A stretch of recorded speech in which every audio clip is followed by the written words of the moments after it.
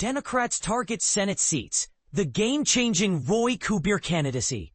Democrats are making a bold play to flip the Senate in 2026, and their latest move might just be the game-changer they've been waiting for.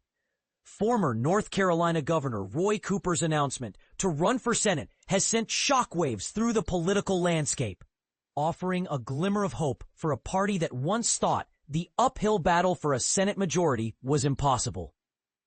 But here's where it gets controversial. Can Democrats replicate this success in other key states, or will internal conflicts and Republican resilience derail their plans?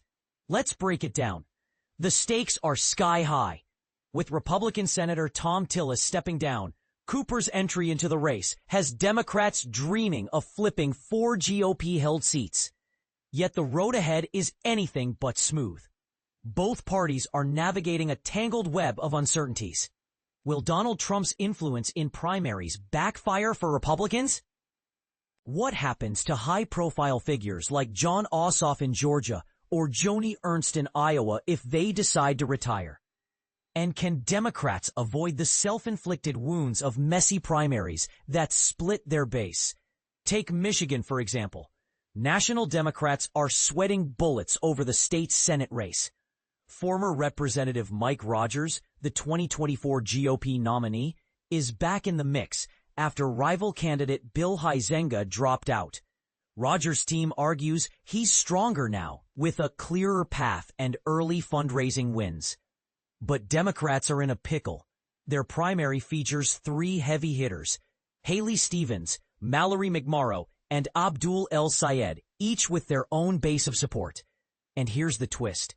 Stevens has quietly picked up endorsements from powerhouses like Nancy Pelosi, while El Sayed's ties to Bernie Sanders have boosted his fundraising. But can they unite before August? One Michigan Democrat told CNN, "If we don't pull people together, we are screwed." And this is the part most people miss. The governor's race in Michigan might just make things worse. Popular independent candidate Mike Duggan is running, potentially fracturing the Democratic vote. Imagine a scenario where the Senate and House races suffer because of it. Is this a recipe for disaster, or a chance for Democrats to rethink their strategy? Meanwhile, Texas is a powder keg.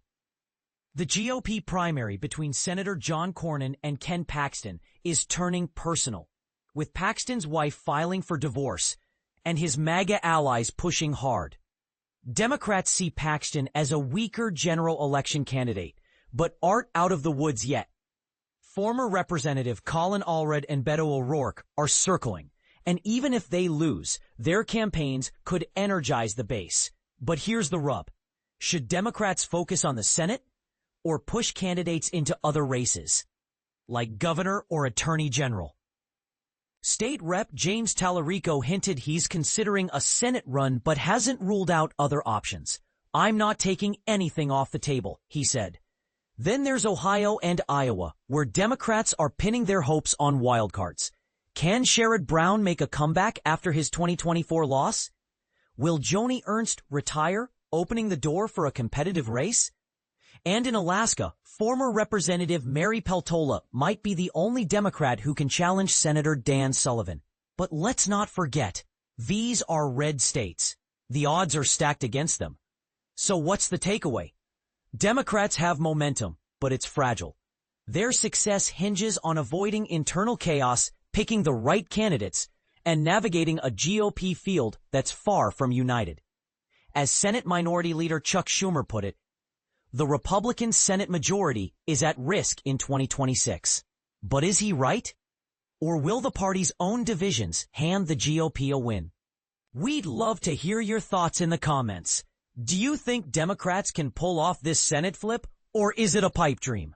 Senator Tillis predicts Roy Cooper's strong Senate run, offers Michael Whatley tips. Imagine a political landscape where a single Senate seat could tip the balance of power in Washington. That's exactly what's at stake in North Carolina, where Senator Tom Tillis has announced he won't seek re-election in 2026. But here's where it gets interesting. Former Governor Roy Cooper, a Democrat, has thrown his hat into the ring. And Senator Tillis is already sounding the alarm, calling Cooper a formidable candidate. But what does this mean for the future of North Carolina's Senate seat? And how will the Republican Party respond? Let's dive in and explore the intricacies of this high-stakes election. Senator Tillis, who has been a vocal opponent of President Donald Trump's big, beautiful bill, has weighed in on the race, offering some valuable advice to the expected Republican candidate, RNC Chair Michael Whatley. Tillis described Cooper as a force to be reckoned with, citing his 2 gubernatorial wins as evidence of his electoral prowess. But Tillis also acknowledged that Cooper's popularity is not without its challenges, noting that the former governor has reversed his stance on certain policies over the years. And this is the part most people miss.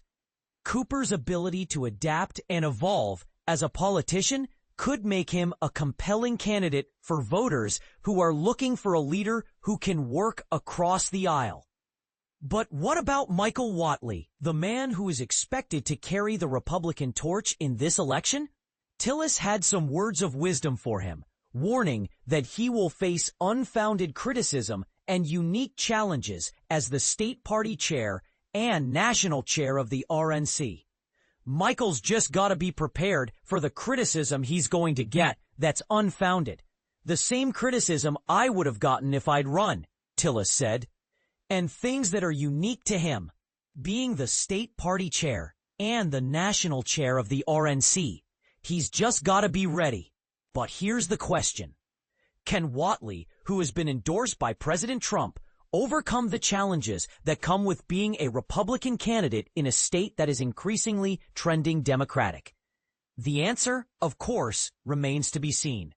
But one thing is certain. This election is going to be a wild ride with both sides pulling out all the stops to win. So what do you think? Can Michael Whatley overcome the odds and win the Senate seat? Or will Roy Cooper's popularity and experience prove too much for him to handle? Let us know in the comments. And this is where it gets controversial.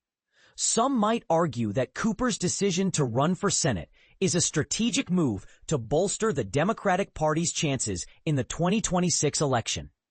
Others might see it as a power grab, an attempt to consolidate Democratic control in a state that has traditionally been a Republican stronghold. But what do you think? Is Cooper's candidacy a bold move or a calculated risk? Share your thoughts and let's keep the conversation going.